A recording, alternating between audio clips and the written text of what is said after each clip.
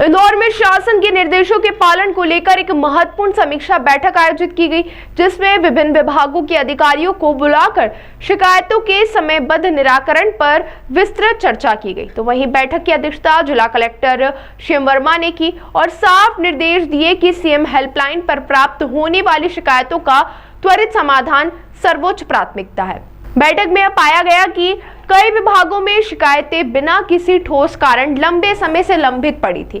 कुछ मामलों में जिम्मेदार अधिकारियों द्वारा गंभीर लापरवाही और उदासीनता भी देखने में आई। समीक्षा के दौरान यह भी सामने आई कि कई शिकायतें जानबूझकर छिपाई गई थी, जिन्हें निरीक्षण के दौरान उजागर किया गया। इनमें पोर्टल संबंधित तकनीकी समस्याएं, अधिकारियों द्वारा लंबित तारीखें देना और समाधान प्रक्रिया को अनावश्यक रूप से धीमा रखना प्रमुख कारण रहे। जिला कलेक्टर ने सभी मामलों को गंभीरता से लेते हुए संबंधित अधिकारियों पर तुरंत विभागीय कार्रवाई शुरू कर दी है। देखिए, टीएल बीटेक में अपने जो अपने प्रायोरिटी के विषय रहते हैं, जो टाइमलाइन में होने होते हैं, शासन के महत्वपूर्ण निर्देशों का पालन, तो ये सभी चीज़ों पर चर्चा की गई है। सीएम हेल्पलाइन हमारी प्रायोरिटी रहती है।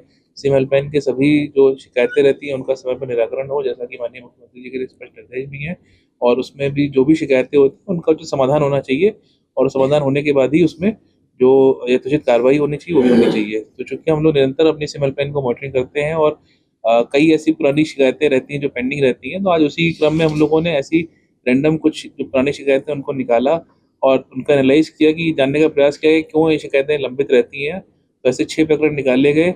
उसमें कुछ गंभीर अपने जो शासकीय अधिकारियों की लापरवाही भी दिखने में आई है। तो उसमें सभी जगहों पर कुछ कार्रवाई भी की जा रही है।